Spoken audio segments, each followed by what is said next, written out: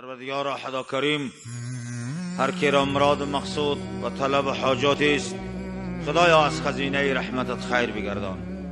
اله پروردگارا، مسافران راه را، سفرشان را خدا از همه بلا و مصیبت های سفر جان و مالشان را خدا در امان نگه بدار.